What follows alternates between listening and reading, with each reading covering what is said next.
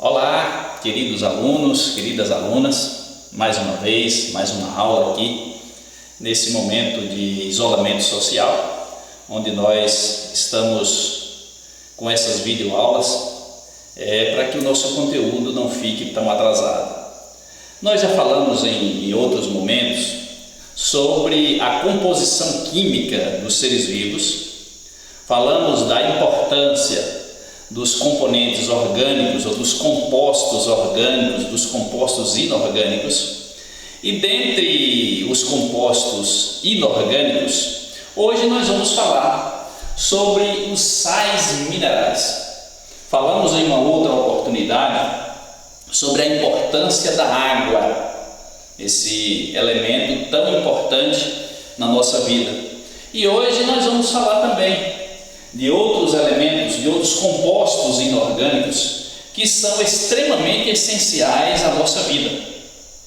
Alguns deles são micronutrientes, precisa em pequenas quantidades, mas o nosso corpo não produz os sais minerais. E se não produz e nós precisamos deles, como é que nós vamos adquirir? Nós os adquirimos através de uma alimentação balanceada. Vamos falar um pouco sobre eles. Primeiro, da importância dos sais minerais. Eles são importantes para quê? Os sais minerais eles são importantíssimos para manter o equilíbrio hídrico, a osmose, o equilíbrio dentro das células, a questão osmótica, ou seja, esse equilíbrio hídrico refere à água, muito importante quando nós falamos de sais minerais. Eles também controlam o pH do nosso corpo, os nossos órgãos, cada parte do nosso corpo, existe um pH para que as reações químicas possam acontecer. E eu poderia lembrar um pouquinho aqui de pH, que é o potencial hidrogênico. Para você lembrar, o pH ele varia de 0 a 14. O pH 7 é um pH neutro. Abaixo de 7, menor que 7, nós podemos colocar aqui o pH 7, ele é um pH neutro. Menor que 7, nós temos um pH ácido. Onde é que nós encontramos um pH ácido? Por exemplo, no nosso estômago, através do suco gástrico, do ácido clorídrico, o pH do estômago é abaixo de 7, então um pH ácido. Acima de 7, ou maior que 7, esse pH é chamado de básico, é um pH básico, ou um pH chamado de alcalino. Os sais minerais eles são importantes para fazer esse controle do pH, para que essas reações aconteçam em nosso organismo. Eles também são ativadores enzimáticos. Ativam as enzimas. Talvez você diga, mas o que é uma enzima, professor? Enzima é uma proteína que serve para acelerar uma reação química. Então, os processos químicos precisam das enzimas. E quem vai ativar essas enzimas são os sais minerais. Então, eles são essenciais para essas funções. Então, temos aqui para o equilíbrio de água, para o equilíbrio hídrico, para controlar o pH e também para ativar as enzimas. Falando mais especificamente sobre cada um desses sais minerais, e são vários sais minerais que o nosso organismo necessita, e como já disse, nós precisamos adquiri-los através da alimentação, e uma alimentação balanceada é essencial. Nós falamos aqui do sódio. Sódio, que é representado pelo Na+. Na química, é claro que você deve lembrar disso. Ele é um cátion, ou seja, positivo. Eu coloquei aqui o potássio, já na sequência para falar do sódio e do potássio, já quase que junto, fazendo aí essa ligação entre os dois, porque são muito parecidos as ações dele em nosso organismo. Ou seja, o sódio, ele participa, ele é importantíssimo nos impulsos nervosos. Para que os impulsos nervosos possam acontecer, tanto o sódio quanto o potássio, eles são essenciais para que esses impulsos, para que essas reações possam acontecer em nosso organismo. Também, tanto o sódio como o potássio são essenciais para o equilíbrio osmótico. Observe aqui que eu fiz questão de colocar aqui na sequência. Então, o sódio e o potássio são essenciais para esse controle, essa quantidade de água dentro da célula, fora da célula. O sódio é o principal cátion extracelular, ou seja, o sódio na bomba de sódio e potássio, que você já deve ter ouvido falar, é esse controle de entrada e saída do sódio e do potássio da célula. E o sódio, ele fica mais externamente, mais externo, né? Mais pelo lado de fora da célula, enquanto que o potássio é o principal cátion, ele é o principal cátion que fica no interior da célula. Então esse controle é feito na bomba de sódio e potássio para que haja um equilíbrio hídrico na célula. O excesso do sódio, ele causa a pressão alta, a hipertensão. Mas aí talvez você pergunte, mas por quê? O que é que o sódio tem a ver com a hipertensão, com a pressão alta? Então, se tem sódio demais, e onde é que a gente encontra o sódio? A gente encontra em vários elementos, mas o principal deles nós podemos dizer que o principal é o sal de cozinha, né? O sal de cozinha, onde nós encontramos uma grande quantidade de sódio. O sal de cozinha é cloreto de sódio. Se essa quantidade está em excesso, o que é que vai acontecer? Vai desequilibrar essa questão hídrica da célula. Os nossos tecidos passam a ficar com menos água, a perder água, a ficarem desidratados, e o sangue começa a ficar com uma quantidade excessiva de água. Esse sangue, tendo esse volume de plasma maior, vai sobrecarregar o coração. Aí o coração tem que fazer mais força para bombear esse sangue. Aí temos a pressão alta, a hipertensão. Então deu para observar aqui a importância do sódio e a importância do potássio para que essas ações elas possam acontecer no organismo, nos organismos vivos. Um outro sal mineral importantíssimo, e creio que você já ouviu falar dele e sabe um pouco sobre, é o cálcio, representado pelo Ca, né? O símbolo aí positivo, ele é um cátion também. Onde é que nós encontramos essa quantidade de cálcio? Principalmente nos nossos ossos, nos dentes, né? Encontramos uma grande quantidade de cálcio. O cálcio, ele participa da contração muscular. Também participa da coagulação sanguínea. Para que o sangue possa coagular, o cálcio também está presente para que haja a coagulação. Se você tem um ferimento, um corte, o sangue começa a sair, depois de algum tempo, dependendo, é claro, da gravidade, esse sangue vai parar de sair, vai coagular. Ali foi a ação de quem? Foi a ação das plaquetas, juntamente com o cálcio. O cálcio participa disso. Então ele é um sal mineral importantíssimo para o nosso organismo. A ausência de cálcio, principalmente na infância, na adolescência, causa o que nós chamamos de raquitismo. Pessoa que tem uma deficiência de cálcio, é uma pessoa raquítica, geralmente fica com as pernas tortinhas e tal, às vezes tem que usar botas para que esse defeito não seja tão grande. Então, o raquitismo havia muito, né, quando talvez a condição de vida do pessoal não eram tão boas, ou até os conhecimentos não eram tão relevantes. Outro problema causado pela ausência do cálcio ou pela deficiência, eu coloquei aqui ausência, mas poderíamos colocar deficiência, é a osteoporose.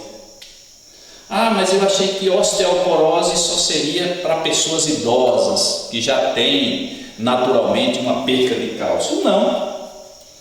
A osteoporose, ela pode acontecer também em pessoas mais novas. Isso é uma deficiência de cálcio, há uma porosidade no osso.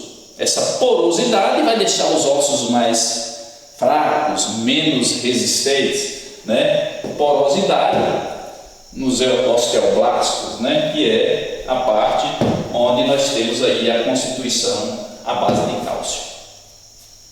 Um outro elemento importantíssimo para os organismos vivos é o ferro. O ferro, ele, mesmo que em quantidade pequena, mas ele é importantíssimo. Ele participa lá nas hemácias da hemoglobina. Hemoglobina é o quê? É o pigmento que dá a cor vermelha ao sangue. O sangue é vermelho por quê? Por conta do ferro, por conta da hemoglobina. A hemoglobina é um composto que vai servir para, juntamente com as hemácias, que são os glóbulos vermelhos do sangue, carregar o oxigênio e o gás carbônico, formando o composto oxihemoglobina, quando está carregando o oxigênio, e carbohemoglobina, quando está carregando as moléculas de CO2, que é o gás carbônico. A carência de ferro no organismo causa a anemia. Temos aqui a anemia ferropriva, a anemia por falta de ferro, privado do ferro, né? Então, se diminuiu, a quantidade não é suficiente, quantidade de ferro, a pessoa pode ficar anêmica, pode ficar debilitada, fraca. É a anemia ferropriva. E existe uma outra anemia que não tem nada a ver com alimentação, já é um fator genético. É a anemia falciforme, é onde há um defeito nas hemácias, que ela fica na forma de uma foice. Aí a anemia é chamada de falciforme.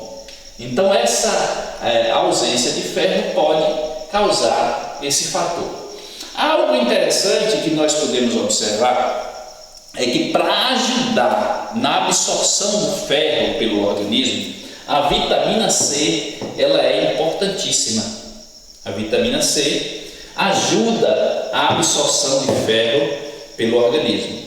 Então, depois de uma bela feijoada, seria muito interessante que a gente tomasse um suco de laranja, um suco de limão, porque ajuda o organismo a absorver o ferro que está ali no feijão. Você já sabe que feijão é um cereal riquíssimo em ferro, né? O feijão, a couve, enfim. Outro mineral importante e que talvez você não tenha tanto conhecimento, não ouviu falar ainda, é o iodo. E quando a gente fala de iodo, que ele é um ânion, ele é um íon negativo, ele é um ânion. O iodo ele está muito relacionado a uma glândula chamada de tireoide. É uma glândula que fica nessa região do pescoço. Ela está relacionada à produção de hormônios. O hormônio T3 e o hormônio T4. O hormônio T3 ele é chamado de triiodotironina. Iodotironina. T4, tetraiodotironina, ou simplificando, tiroxina. A carência de iodo no organismo causa o que antigamente chamava de papeira, bócio. O bócio incha a glândula fica crescida, fica maior que o normal. Aí é o que nós chamamos de bócio, é o aumento da glândula. E por que é que a glândula aumenta? Por conta da falta do iodo. Para tentar compensar o iodo, a glândula cresce para produzir, para superar essa queda nessa quantidade de hormônios por conta do problema nessa glândula. E o que é que se fez para resolver essa questão? Há um tempo atrás existiam muitos casos de bócio, principalmente nas regiões do Nordeste, muita gente com papeira. E foi resolvido colocando iodo no sal. Geralmente o sal de cozinha todo mundo usa. E é barato, né? Aí o governo fez uma lei, através de uma lei, onde se adicionou iodo ao sal de cozinha, que é o cloreto de sódio. Adicionando iodo ao sal, praticamente resolveu esse problema do bócio. Hoje em dia, dificilmente a gente tem esse problema de alguém com esse inchaço na glândula por conta da falta de iodo, porque se você pegar o sal lá na sua casa, você vai ver que está escrito em algum lugar sal iodado, ou seja, sal com o iodo adicionado. Certo? Beleza? Prosseguindo aqui, a gente tem vários sais minerais importantíssimos, como eu disse aí no início, mas aqui nós classificamos aqui alguns, ou os mais importantes, para falar sobre eles. Nós temos também um sal mineral importantíssimo, que é o fósforo, é o PO4-3, que é na forma aqui de fosfato. Onde é que nós encontramos esse elemento? Ele faz parte da composição de quê? O fósforo, ele está na molécula de ATP. O que é essa molécula de ATP? Ela está relacionada à respiração celular. É como se fosse a moeda de troca na respiração celular. ATP quer dizer adenosina trifosfática. É a molécula relacionada à respiração celular. O fósforo também vai fazer parte da constituição do DNA e do RNA, que são os ácidos, o DNA, o ácido desoxirribonucleico, e o RNA, o ácido ribonucleico, importantíssimos aí. E também o fósforo está presente na membrana plasmática da célula. Quando a gente estuda a parte de citologia, a gente vê que a membrana da célula, a membrana plasmática, ela tem fosfolipídio, uma bicamada, né? Fosfolipídio. Então esse fosfolipídio, nós temos aí a presença desse sal mineral, que é o fósforo. Para concluirmos aqui, apesar de ter outros importantíssimos, a gente poderia falar do cloro, do magnésio, né, que são importantes. A gente fala do flúor. E quando a gente fala de flúor, logo nos vem a ideia de flúor estar relacionado à dentição, alguma coisa dessa natureza. Por quê? Porque o flúor, ele protege os nossos dentes, o esmalte dentário, ele fortalece. Então, às vezes, você precisa, em algum momento, de fazer uma reposição de flúor, né, para fortalecer os seus dentes. E onde é que nós encontramos esse flúor? Geralmente esse flúor ele vem adicionado à água, a água fluoretada. O flúor também é comum você ver no creme dental, dizendo creme dental com flúor. Para que o flúor? Isso já, como eu já disse, está relacionado aí à proteção dos dentes contra a formação de cáries, né, contra as bactérias que vai lá formar as cáries nos dentes. Então nós vimos aqui um apanhado, um geral, sobre os sais minerais, a importância deles para os organismos, e vale lembrar que eles são, como eu disse, importantíssimos, extremamente importantes para o bom funcionamento do organismo, mas é claro que na quantidade certa, na quantidade ideal, porque todo excesso também é prejudicial. Então nós precisamos desses sais minerais e são adquiridos pela alimentação. Por isso eu reforço aqui a ideia da necessidade de uma alimentação balanceada, porque a gente vai encontrar esses sais minerais, por exemplo, o cálcio. Onde é que a gente vai encontrar mais o cálcio? A gente pode dizer que a gente encontra o cálcio principalmente nos laticínios em geral, no queijo, no leite. A gente vai encontrar aí o cálcio. Para o sódio, a gente encontra sódio em quase tudo quanto a gente encontra o sódio, no sal de cozinha, até na água mineral, se você olha lá, tem uma quantidade de sódio.